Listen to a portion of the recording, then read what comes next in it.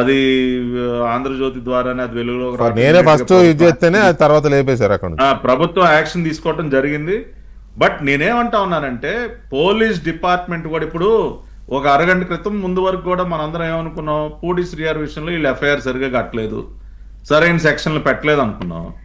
నేను ఇమీడియట్ గా ఎఫ్ఐఆర్ తెప్పించా, ఈ అరగంటలోనే నేను ఎఫ్ఐఆర్ తెప్పించా, మొత్తం స్టడీ చేశా. చూస్తే ఐ వాజ్ సర్ప్రైజ్డ్, BNS 111 పెట్టారు, organised crime which can have which అంటే సారీ నేను మళ్ళీ అడ్డుపడుతున్నాను అనుకోవద్దు, సారీ మీరే చెప్పండి సారీ మీరే ప్లీజ్ ఒక్క మాట. మీరు ఆ సెక్షన్ చదివారు, ఆ సెక్షన్ యొక్క తాత్పర్యాన్ని మీరు చదివి చెప్పగలిగారు, కానీ అది పెట్టిన పోలీసులకి వాళ్ళు ఎందుకు పెట్టారో తెలియదు. మ్యాజిస్ట్రేట్ గారు వాదించిన పబ్లిక్ ప్రాసిక్యూటర్ ఏం వాదించారో తెలియదు, మ్యాజిస్ట్రేట్ గారు దాన్ని ఎలా రిసీవ్ చేసుకున్నారో తెలియదు. సెక్షన్ కుండే అర్థాన్ని మనం ఎన్నో రకరకాలుగా మనకు తెలిసిన భాషలో మనం మాట్లాడుకుంటాం. Sorry, you please go head.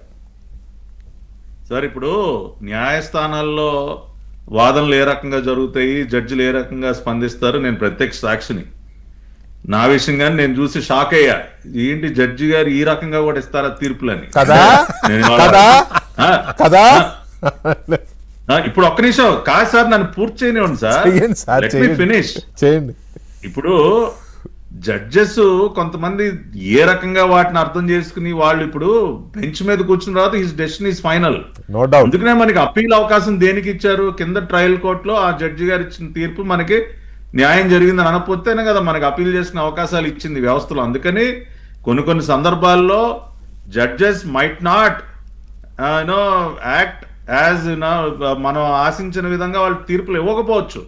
అంత మాత్రాన అక్కడతో కేసు అయిపోయినట్టే కాదు కదా. మొన్న కుప్పం ట్రయల్ కోర్టులో ఏదైతే జడ్జి గారు తీర్పు ఇచ్చారో ఎఫ్ఐఆర్ చదివిన తర్వాత నాకు అనిపించింది ఏంటంటే అది అది కరెక్ట్ కాదని అనిపించింది మొన్న. అందుకనే మా అడ్వకేట్ జనరల్ గారు హైకోర్టు లేగానే ఇప్పుడు ఇమ్మీడియట్ గా సస్పెన్షన్ లో పెట్టింది. లేదని హైకోర్టు అంత ఇమీడియట్ గా ట్రయల్ కోర్టు తీర్పుని సస్పెన్షన్ లో పెట్టదు. రేపు మళ్ళీ 29th వస్తా ఉంది.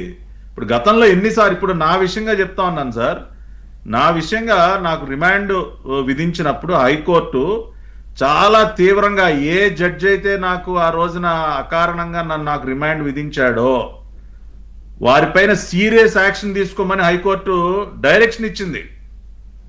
చాలా తీవ్రంగా స్పందించి ఇక మీదట ఈ రకంగా కింద కోర్టులో ఉన్నటువంటి జడ్జిలు వ్యవహరిస్తే ఊరుకునేది లేదని నా కేసు విషయంగానే హైకోర్టు అప్పుడు ఐ థింక్ లలిత్ గారు ఎవరు, జస్టిస్ లలిత్ గారు ఎవరు ఇచ్చారు డైరెక్షన్. కాబట్టి ఖచ్చితంగా there are superior courts to check the action of the lower courts. శ్రీహర్ విషయంగా అయితే నేను స్టడీ చేసిన దాన్ని బట్టి పోలీసు వారు అయితే పకడ్బందీగానే కేసు పెట్టారు. అందుకనే సుప్రీంకోర్టు వరకు వెళ్ళినా అతనికి రిలీఫ్ దొరకలేదు.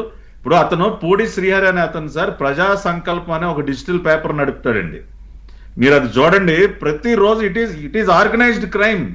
ఇప్పుడు సజ్జల భార్గవ రెడ్డి కానీ పూడి శ్రీహరి కానీ వీళ్ళు పనిగట్టుకుని కంటెంట్ ని తయారు చేసి ప్రజల్ని రెచ్చగొడుతూ ఈ రప్ప బ్యాచ్ అందరినీ రోడ్ల మీదకి తీసుకురావడానికి రెచ్చగొట్టే కంటెంట్ తయారు చేసి ఇదంతా చేయటం అనేది it is part of an organised crime. కాబట్టి ఆ రకంగానే సెక్షన్లు పెట్టారు. బట్ మీరు అన్నట్టు ఎక్కడైనా ఏమన్నా, ఇప్పుడు మొన్న ఒక సిఐ దొరికాడు, యాక్షన్ తీసుకున్నాం, అటువంటివి ఏమన్నా ఉన్నా కూడా ప్రభుత్వం ఖచ్చితంగా చర్యలు తీసుకుంటుంది. ఇవాళ రాష్ట్రంలో లా అండ్ ఆర్డర్ అనేది ఇంపార్టెంట్ సార్. ఇవాళ మనం గూగుల్ డేటా సెంటర్ గురించి ఇందాక అంతసేపు చర్చించాం. ఇప్పుడు విశాఖ నగరంలో లా అండ్ ఆర్డర్ లేకపోతే రేపు గూగుల్లో పనిచేయడానికి వచ్చేటటువంటి వేల మంది ఎంప్లాయీస్ ఉండగలరా? ఏ నగరానికైనా ముందు discipline, law and order important. కొన్ని అసాంఘిక శక్తులు డిస్టర్బ్ చేయడానికి ప్రయత్నిస్తాయండి. అసాంఘిక శక్తుల్ని ముందే అదే అంటున్నాను.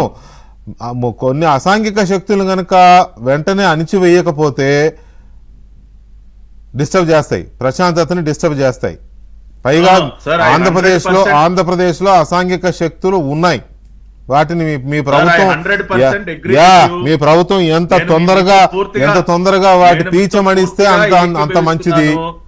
ఓకే, నేను మీతో పూర్తిగా మీరు ఏకీభవిస్తారు, కానీ ఆ శక్తులను ఎంత తొందరగా పీచమడిస్తే అంత మంచిదని నేను చెప్తున్నా. ఎనీవే, ఒక్క నిమిషం అండి మసూదన్ గారు, పోలీస్ ఇప్పుడున్న దానికంటే